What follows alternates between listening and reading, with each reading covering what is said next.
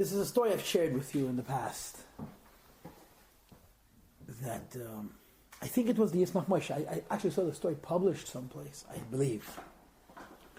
Yismach Moshe lived about 200 years ago.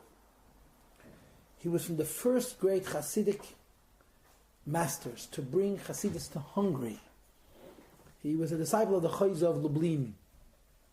His family name was Teitelbaum. The previous Satmar Rebbe was a direct descendant of his. Yismach Moshe, the Ila Ruf. He had done something. I don't know what it was. Because of what he had done, he was entitled to a schus. He had earned some kind of spiritual merit. And I don't know with whom he was negotiating, whether he was negotiating with his teacher or negotiating with some more spiritual entity, but he was offered a reward, a spiritual reward for something wonderful that he had done. I believe it was the Yismach Moshe. So here's what he asked. He said that what he would like as the reward for whatever spiritual thing he'd done was that he'd like to experience the Yiras Shamayim of the Rambam. The fear of heaven that the Rambam had. Rambam, Maimonides, was a religious Jew, and he certainly had Yiras Shem. He certainly felt awe, fear, respect for God. And this great tzaddik, mind you, asked that he should be able to experience the Yirat Hashem, the fear of God that the Rambam had. And he was told from heaven that if he were to experience the fear of heaven that the Rambam had, he would expire. His body wouldn't be able to contain it. You're talking about a holy man, but relatively speaking, everything goes in degrees. So they offered him a compromise. That they'll allow him to experience the Yirat Hashem of Rambam while the Rambam was performing surgery. The Rambam was a surgeon. And he was a physician. He performed surgery, whatever kind of surgery they performed in the 12th century. And when the Rambam performed surgery, he wasn't thinking about God, he was thinking about his patient. And God was in the background. So they told him to experience the fear of God that the Rambam felt while in the middle of performing surgery, his body would be able to tolerate. So he was inspired with this great fear of God, which was equivalent to the fear of God that the Rambam experienced while performing surgery, and he physically collapsed. He fell down. It gives you an idea how great the Rambam must have been, what it means. But it brings out a very, very important point. And the point is that just like too little is no good, so is too much. When you read the stories in the Torah and in the Tanakh and in the Chazal, oftentimes bad things followed great revelation, like the golden calf and many other examples of the same. And the reason is because Roi Toiva en Yachel Makabel. Too much good is as much an issue as not enough good. If you want to use a relevant allusion to the Parsha, right? It says in Sfarim that it says in Midrashim that the first 26 generations until Moses, the world was sustained by unconditional kindness of God. Erech Apayim. Before God gave the Torah, there was a kindness in the world which knew no bounds. What was the consequence of that? People had no fear. They lived very, very, very long. They knew no illness. They knew no want. And they therefore had no motivation to be moral and to be balanced and to be purposeful. And the end of the result, of course, was that there was this terrible flood, which resulted in God, erasing what was and starting over again. So too much is as bad as too little. And this is at least a part of the conversation we're going to be dealing with today. The short thought is this. When God gives, which is a good thing, and God gives, we receive. And if I may add immediately, I would add that when God gives, a part of God's gift is the gift that allows us to get it. In other words, part of what God gives us, to use an old classic mystical or Hasidic terms, when God gives, He doesn't only give us the generosity of His hand, He actually gives us what we would call the vessels that allow us to be able to receive it, the hands to be able to hold it. So God can give more, And when God gives more, it's better in a way, but more challenging in another way. And when God gives less, we have less. But oftentimes the less that God gives, we're able to receive, we're able to hold it, we're able to tolerate, we're able to experience it, we're able to internalize it. Let me give you an example. And before I give you this example, I would like to step away and say that this example is far away from this letter.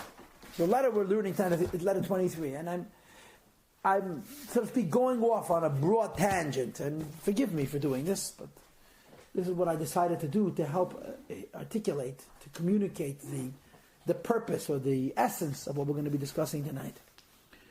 So this is the example I'm going to give you.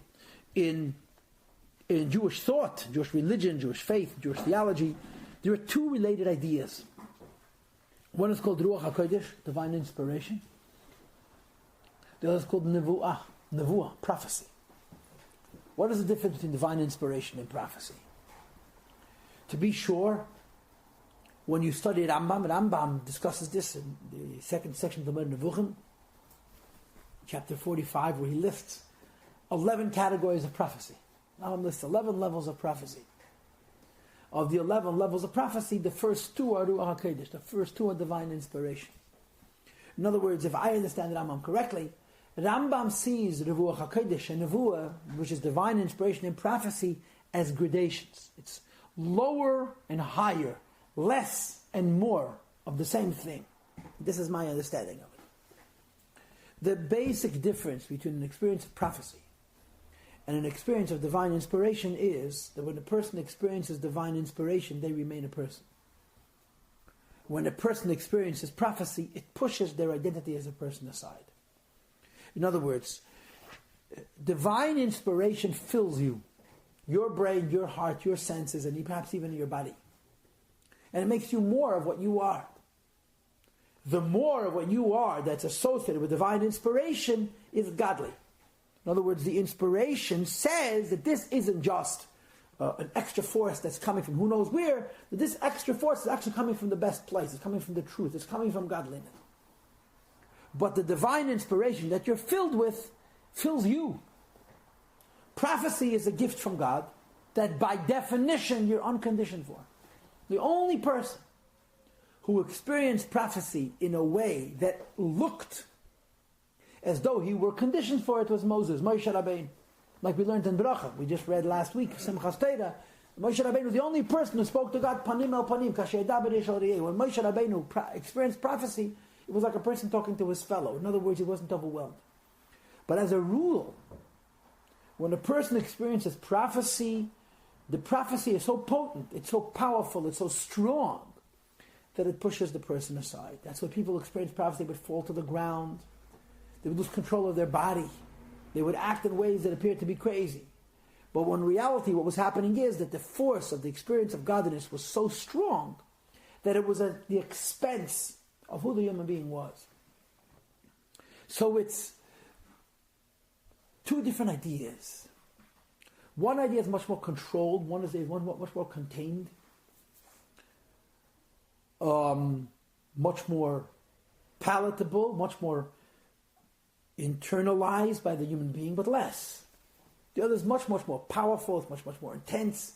For lack of words, it's a virtual infinity relative to that individual person, and it's overwhelming. These are two different concepts. In this letter, the Alter Rebbe explores a similar theme, a similar distinction, a similar separation between two concepts. And the words that he employs are Gilui HaShechina versus Hashra'as HaShechina. I'll say it in Hebrew now, okay? Gilui HaShechina versus Hashra'at HaShechina. Shechina. What does the word Shechina mean? Shechina means the manifestation of godliness. The word Shechina actually means to sit or to rest. That's what the word connotes. To bring down, right? The opposite of Shechina is what? Anybody know what's the opposite of Shechina? Huh? Hakodesh Baruch Hu. Kedusha. No, Baruch is the same as Shechina. Kedusha. You have Kadesh and Baruch. Kedusha and you have Shechina. Kedusha means to be holy, to be removed. Shechina means to be manifest, to come down. Right? The Talmud says, the Gemara says, and I don't want to get off on this tangent, because this is a tangent within a tangent. The Gemara says that there are two words that denote the house of God. What are the two words that allude to the house of God?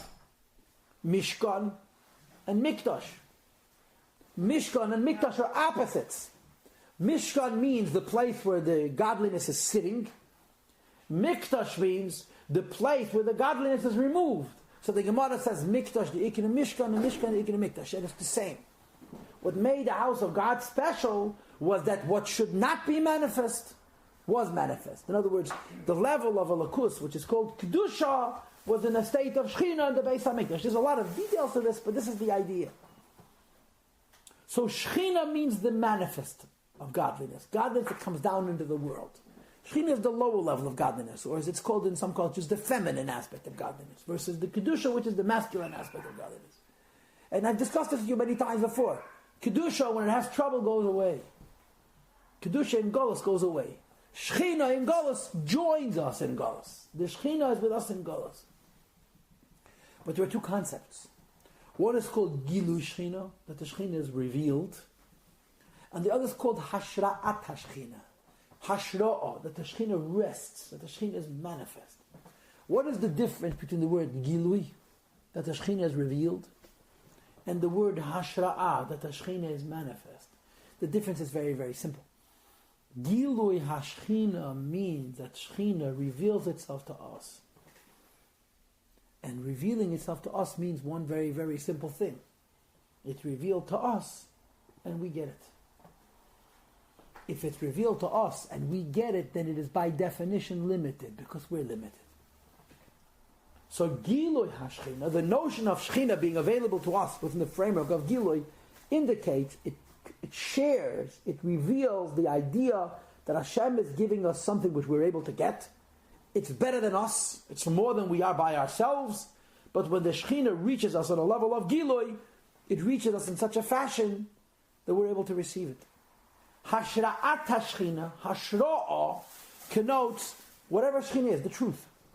That the truth of godliness called Shechina manifests upon us. Is it inspiration? No. Hashra'ah means to rest. That's all it means. To be present, to hover. Hashra'at HaShechina connotes that God is giving us not something which we could get and benefit from, but the truth. Perhaps when you experience Hashra'at HaShechina, either it overwhelms you or you're not able to receive it. But the flip side of it is, the other side of that coin is that you're in touch not with something that is relative to you, you're in touch with the truth. So you have two ideas. One is less, but that you're able to feel. And the other is much more, infinitely more, the truth. But it is, as far as we are concerned, beyond our experience. So the Alter Rebbe, I'm sorry. Can we have example? Listen, I'm not sure I have it. I gave you the example of Nevuah and Ruach Hakodesh. That was the example that I gave. But let's develop this. The Alter Rebbe quotes the Mishnah in Pirkei Avot. That the Mishnah says in Pirkei Avos, Asara sheyoshim va'iskim b'Torah, if 10 Jews gather together, Shechina sheruya b'neihem. The Shechina rests. But the Mishnah uses the word sheruya, hashra'ah, that the Shechina's presence amongst us is not relative to us, it's relative to the truth. Shechina sheruya means that the truth of God is present when you have 10 people sitting and studying Torah. And then the Mishnah goes on to say, Uminayin afil chamisha. How do you know that the Shechina is present when 5 learn? How do you know the Shechina is present when 3 learn? How do you know the Shechina is present when 2 learn? How do you know the Shechina is present when 1 learns? But the Alter Rebbe says, look carefully at the Mishnah. And you'll see something very, very interesting. What you'll see is that the Mishnah says and proves from the Psukim that when 10 Jews are present and learning Torah together, the presence of Shechina is called Shruya, Hashra'ah, the whole Shechina is present. Less than a minyan, if it's less than 10, the Mishnah only says that something called Gilui Shechina, the revelation of the Shechina. Now, a revelation of the Shechina you're able to feel. But the revelation of the Shechina, what you're able to feel, is far less than the truth, which would be available if you had Hashra'at Hashchina. In other words, he quotes this Mishnah and makes the following argument, the following proposal, that when people do good things, God rewards them. When people do good things, God rewards them. When people do good things in a group, God joins them. And there's a very big difference. A reward is a reflection of the deed and a reflection of the person being rewarded. God joining them is a reflection of God. This is the mystical significance of a minyan. 10 people. Now, halachically, a minyan is 10 men. But I think, and I may be wrong, but it seems to me that spiritually, a minyan is 10 Jews. 10 Jewish people gathered together. They wish to join. And there's a very big difference between a smaller group of people gathering together doing a good thing, in which case, because they're doing a good thing, there is, quote, a revelation of Shekhinah, because that revelation is reflecting the goodness of their deed, the quality of the individuals, and it's a measured revelation. Hashra'at Hashchina means, in effect, God joins whenever 10 people gather together. And therefore, when the Mishnah discusses 10 Jews learning Torah versus 5 or 3 or 2 or 1, they cannot compare. Because when 10 Jews study Torah, the Shekhinah isn't just rewarding them, the Shekhinah is joining them. Now the downside of the Shekhinah joining them is that may not be able to experience it. He says, but whether you experience it or you're not experiencing it, you're in touch with something which is absolutely beyond. It's transcendent. It's completely beyond your possibilities. And he explains it a little bit. Not much, but he explains it just a little bit. Revealed. These are not my words. What does it mean to reveal? I've told this to you so many times. What does it mean to reveal? So this is how I teach it to my boys. There are 3 rules about revelation. Rule number 1 is you have to reveal to somebody else. You cannot reveal to yourself. Revelation means to somebody else. And rule number 2 means that it has to reach them. If I gave you the best class in Tanya in Portuguese, it's a waste. It's only revealed if it's received by the recipient. Which leads to the 3rd rule of revelation, which is who decides how much and how little can be given. Not the giver. The recipient. Teacher can want to teach if he doesn't have any students who are qualified to learn, he cannot teach. So the revelation of godliness is not a reflection of God, it's a reflection of people and their ability to receive. Shekhinah, says the Alter Rebbe, is the truth. So it's makif. Makif means it's hidden. Hidden means they may not be able to receive it. And he says to experience Hashra'at Hashchina, the truth of God, requires 2 things.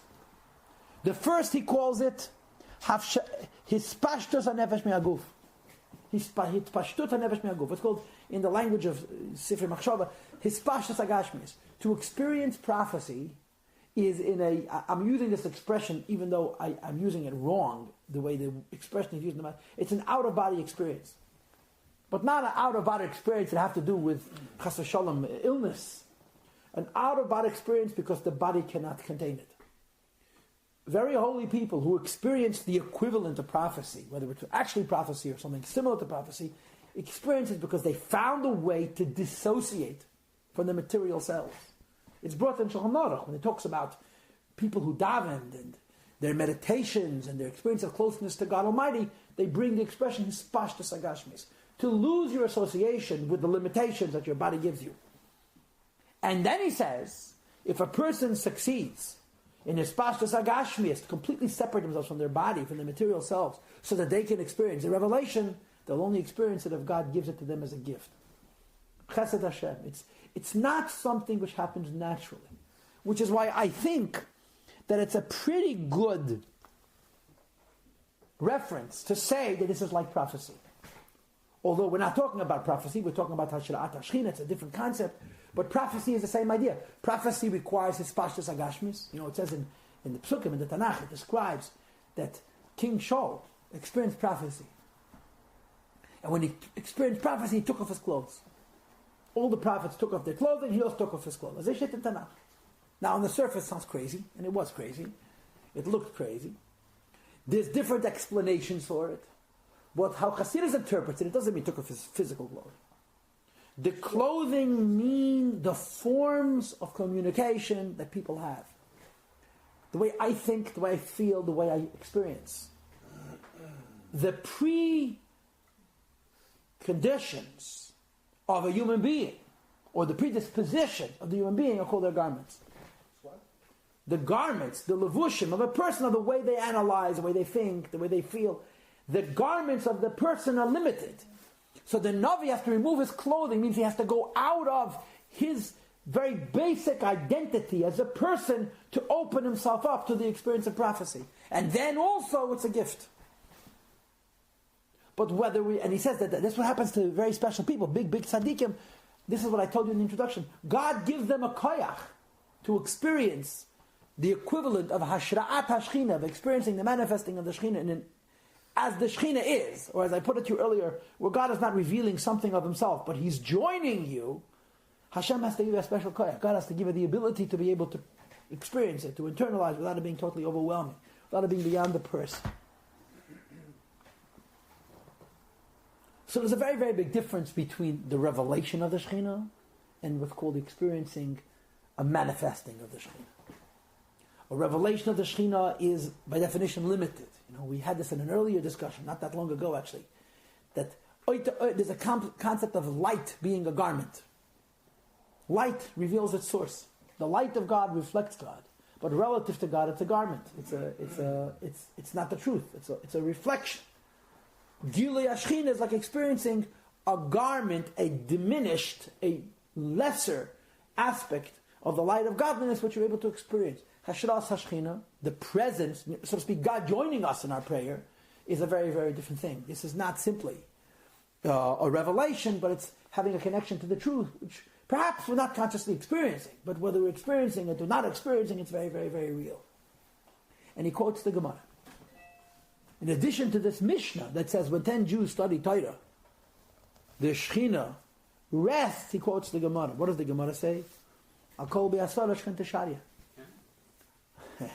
That's not Hebrew, so I don't have to give it to you in Hebrew. It's Aramaic. Whenever you have 10 Jews present, the Shechina rests. Shechina is manifest. But there's something very different about this Gemara than about the Mishnah. And that is, it doesn't say what the 10 people are doing. The Mishnah says 10 people get together and study Torah, the Shekhinah manifests. The Gemara says 10 people get together, the Shekhinah is manifest. In fact, in Tanya chapter 11, there's a few lines, 2.5 lines to be exact, describing the perfect Rasha. You know what the perfect Rasha means? 5 lines. The bottom of the barrel. A Rasha, a man who was so evil, a person who was so evil, that doesn't even have guilt. Imagine a Jew without guilt. Now that's a level. No guilt. Absolutely no conscience. He says if you have a perfect Rasha, as opposed to an imperfect Rasha, an imperfect Rasha is actually less of a Rasha, and a perfect Rasha means a complete Rasha. A perfect Rasha has no guilt. Which means to say his Jewish soul, his Jewish conscience is practically not functional at all. He doesn't experience his godly spark whatsoever. Get 10 of them in a room. 10 absolute Rashas. Akol be'asara shchenta sharia le'ayla. 10 Rashas. But what kind of Rashas? Rashas without any sense of Jewish identity. The Shekhinah is present. God joins them. Not a revelation of the Shekhinah, a hashra. A manifestation of the truth. Why is that? Love of harmony. Why is that? Has God associated with Jewish? Because every Jew has a Jewish soul, and the Jewish soul on its essence level is never compromised. What can be compromised is only its revelation, its manifesting. And when you have 10 Jewish people together, like nothing before God joins. So the Mishnah says, if you get 10 people doing good things, the Shekhinah joins. The Gemara says they get 10 people together, doesn't matter what they're doing. The Shekhinah joins.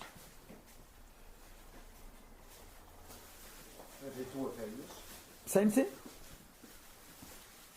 So he brings a Torah from the Maggid. He says, I heard from my teachers. So he brings a teaching that he heard from his teachers, from the Holy Maggid, from the Baal Shem Tov. He says, I heard from my teachers that if there's 10 Jews present in a room and an angel would walk in, it would absolutely overwhelm him. He'd be filled with such a fear he wouldn't be able to function. The angel? Yeah. Why? Because the angels would experience the Shekhinah. Have capacity. We are not. Because we're not, we can be in its presence.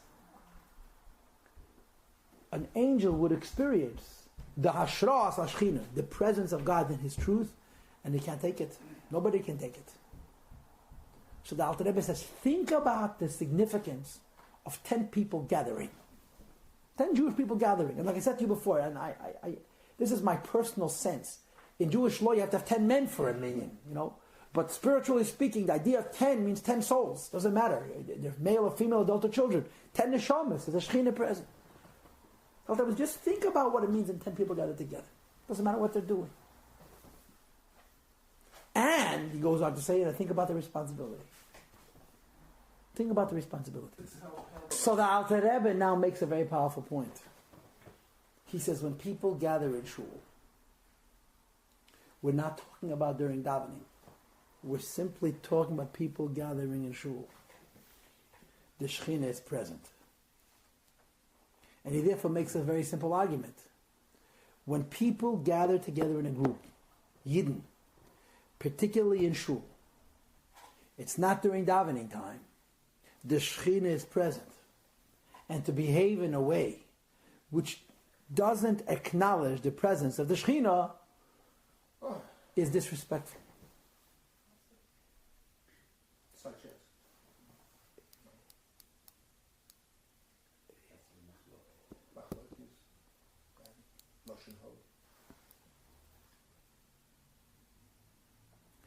People come to shul. So you come to shul in the morning, you daven, you go home. Yeah. You come to shul for mincha, pardon me. You finish davening mincha, you don't go home, you're waiting for Maidif. So what happens in the interim time? People talk on their cell phones, people gossip, people make jokes, people mess around. And the Alter Rebbe says, if people realize that although they're not consciously experiencing the simple fact that there are 10 Jewish people gathered in the room affects not a Giloy of Shekhinah, which is a measured presence of the Shekhinah, but the Hashras Shekhinah, they would understand that they're behaving in a way which is completely inappropriate. And he uses language, he uses words. And these words deserve more commentary. But just let me tell you the words. He says, when people, he brings a Maimon Chazal. He says, when a person sins alone, a person sins by himself, he is doichek raglei hashchina. He pushes away the feet of the Shekhinah. Okay, so now the Shekhinah, in addition to having a presence and a revelation, has feet. He says, but when a person sins in public, he's pushing away not the feet of the Shekhinah, but the entire form. In other words, if you could proverbially, if you could by way of analogy, compare the Shekhinah to a person. So if you sin alone, you're pushing his feet away. If you sin in public, you're pushing his whole presence away. Now what do the feet represent? The feet represent the lowest level. The lowest level represents the least of the presence of the Shekhinah. But the other side of that coin is that the feet, which represent the lowest level, the least of the Shekhinah, that's the part of the Shekhinah that we're able to feel. So when you sin alone, you're pushing away the feet of the Shekhinah. In other words, the idea that a Jew should be sensitive to spirituality and you should be able to feel it is compromised, is undermined when we do what we're not supposed to. But then what are you taking away? What are you losing? The revelation, the feet of the Shekhinah, the part of the Shekhinah which has a connection to you. Alternatively, on the other hand, when you sin in public, you're pushing God away altogether. It's like if you could visualize the presence of God as a person just pushing him in the chest. You're pushing him out the door. And he brings a Zohar, which uses the expression, the dachken l'shchinta. You're pushing the Shekhinah out the door. So the Alter Rebbe makes a very, very, very compelling, powerful, and very disturbing argument. He says, since it's true that when 10 people are present, there is a great presence of Shekhinah. How great is the presence of Shekhinah? You can't call it the revelation of Shekhinah. The only way you can describe it is if you were to say, he's joining you. Right? And now let me give you another side to this coin. This is not said here in Tanya, but this is a very basic idea, and we actually talked about it in our Rosh Hashanah class. that the Gemara brings, and the halacha says, that what is the power of davening in a quorum? Why is it special to daven with a minyan, with 10? Because the pasuk says, Hein keil kabel layimah. That when 10 people pray together, God cannot say no. When you daven alone, God looks at you and decides if He likes your nose, or your heart, or whatever else. When you daven in a group, God cannot say no. Why? Because if you daven in a group, He's davening with you. It's kind of difficult to tell yourself no. That's the koyach of a congregation. That's the power of a tzibur. The point that the Rebbe is adding here, that koyach hatzibur is not because they're praying. It's because they're gathered. Period. And if it's true that that power exists not because of what they're doing, but simply because they're together, then people have to always behave when they're in a group. There should be a sense of responsibility. When 10 Yidden are together, the Shechina is joining them. So the Alter Rebbe, therefore, is making a very, very interesting posit and proposal. The posit is when you're in shul, you have to behave. It doesn't matter that it's not during davening. You know, the rabbi bangs on the bim and says, quiet. And the congregation says, Rabbi, we'll keep quiet, but between aliyahs, we got to let our words out, otherwise we're going to platz. Says Alter Rebbe, no.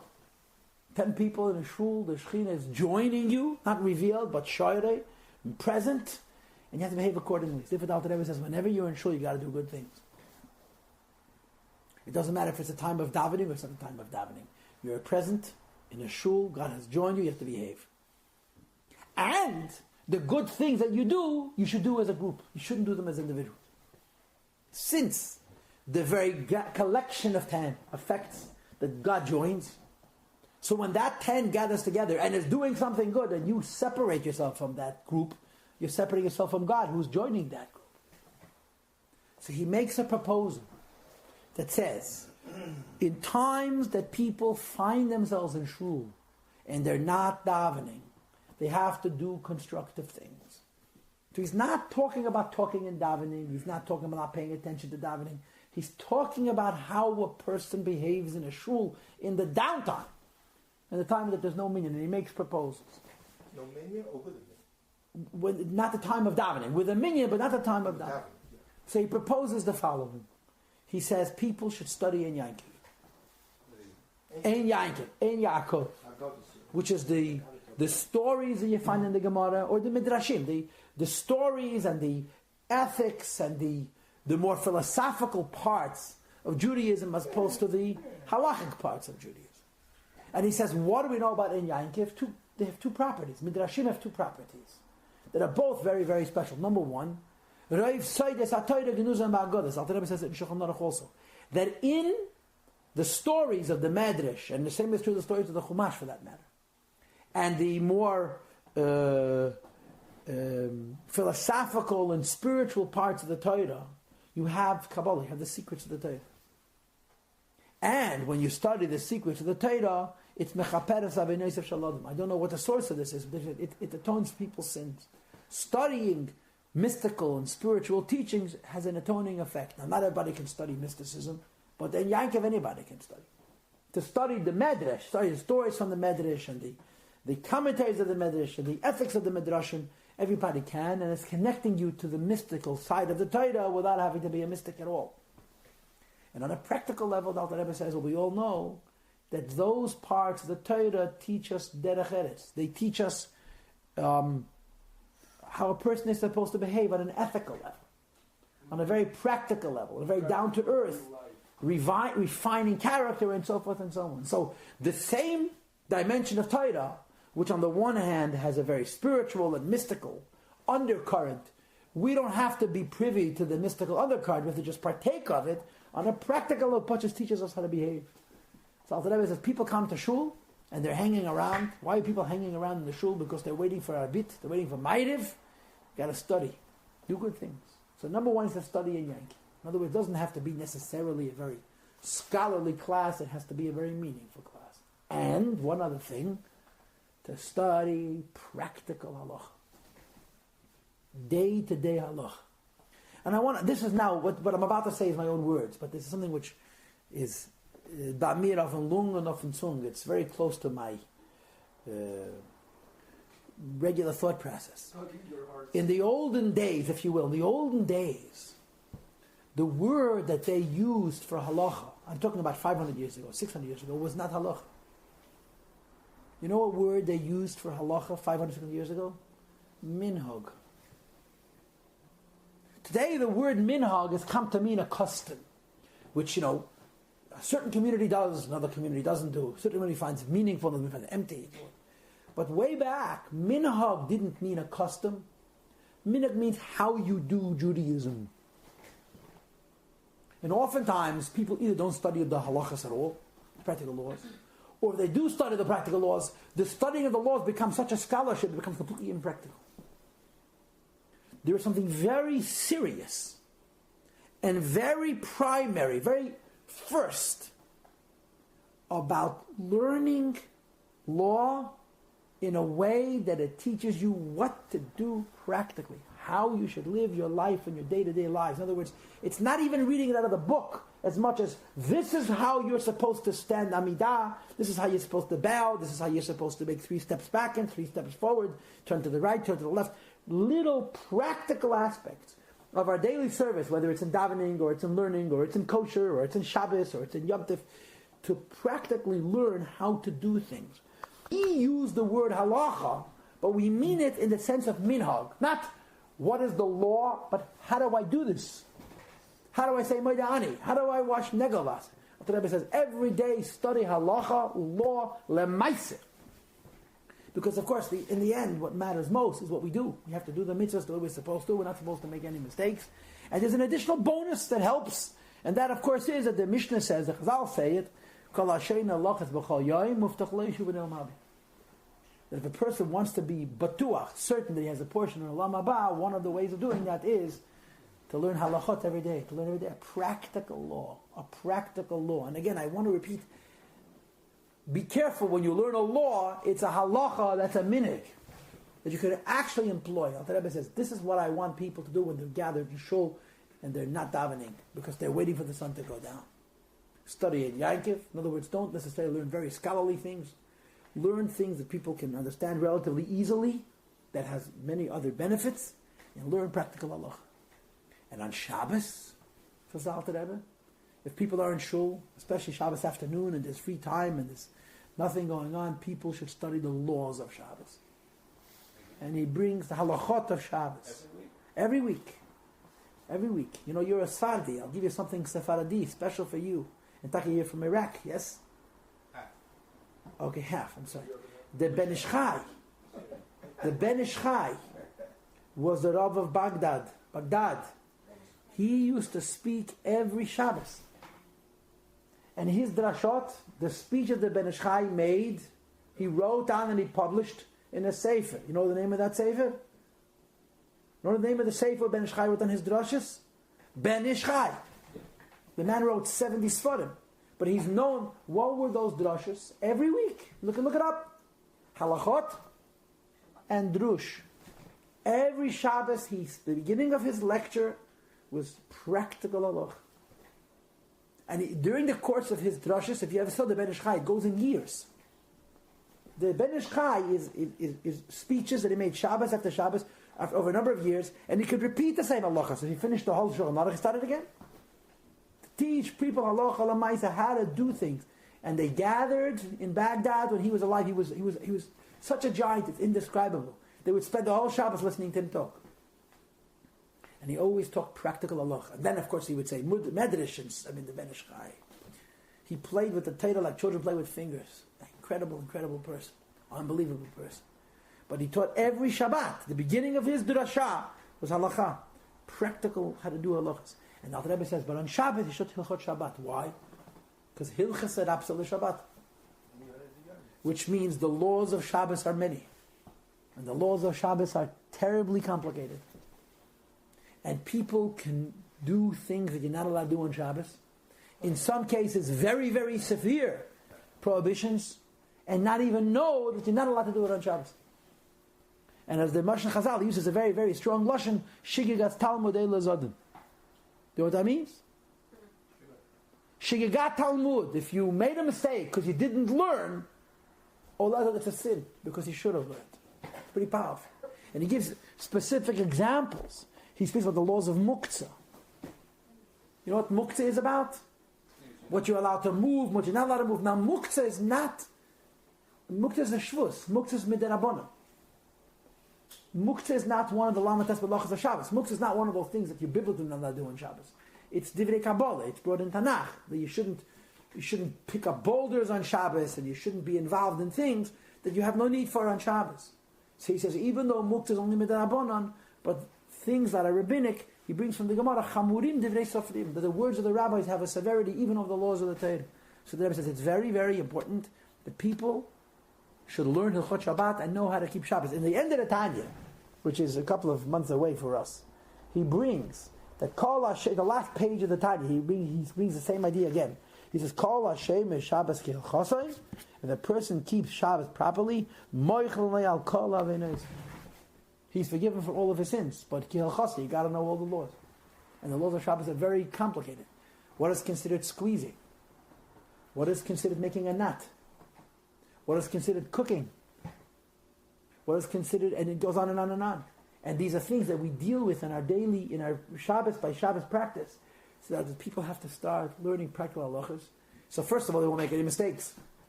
And they'll avoid all the negative effects that come from not being properly prepared to keep Shabbos. And second of all, you won't be pushing the Shekhinah out the door because the Shekhinah is present, because 10 Jews are in the room and we're busy talking about narishkeiten, about nonsense. And he says, I want to insist that people come to shul and the minyan is learning together. Join them. Don't say, I'm going to learn my own thing, I'm going to sit in my own corner, I'm a scholar, I don't have to learn simple things. Join, be part of the group. Be part of the group. And he says, especially don't walk out. That would be like really terrible. And especially don't walk out that by you leaving, you're the 10th man. The minyan is gone. He says, because then you're truly pushing away the presence of the Shekhinah. I would like people to come to shul and in their free time to learn together. And learning together affects that the Shekhinah that is present when the people gather will also learn together with the minyan. And he speaks very, very, very seriously, very, very severely about people who don't listen to him. And he bestows incredible blessings on people who will. So we have a very interesting letter. This letter is not about talking in the middle of davening. This letter is about talking in shul. Now, to be sure, if 10 Jewish people gather in Yankee Stadium, it's also the same thing, arguably, right? But specifically, when Yidden are together, between one Davish and Bekedush and another Davish, one holy thing, Mincha, another holy thing, Ma'adir, they have to wait for the sun to go down. He says, don't push God out the door. Use the time, do it in a constructive thing. And of course, when we invite the Shekhinah into our shul, because we behave in an appropriate way in its presence, and we don't push the Shekhinah out the door by behaving in an inappropriate way in his presence, we're encouraging the Shekhinah to be fully manifest. In other words, what was the Beis HaMikdash? Beis HaMikdash was the permanent presence of the Shekhinah. But in the Beis HaMikdash, the Bet HaMikdash, the Shekhinah was revealed and was present permanently. He says, by us embracing the Shekhinah that comes into our shul and not pushing the Shekhinah away in the times in between the davening, we're encouraging the Shekhinah to be fully manifest, which happens, of course, when the Beis HaMikdash is rebuilt. That's this letter 23. And just 1 second. The next letter, which we'll learn with him next week, the Alter Rebbe talks about talking in middle of davening, which is interesting. You would think that he should talk first about talking during davening, and then about talking in between davening, so to speak, a higher standard, a finer measure. But for some reason, this is how the Alter Rebbe's children decided to arrange it. First, he talks about not wasting your time when you're in shul, and second, he talks about when you're having a conversation with God, make sure that God is not the only one paying attention. But we'll do that in Mitzvah Hashem next week.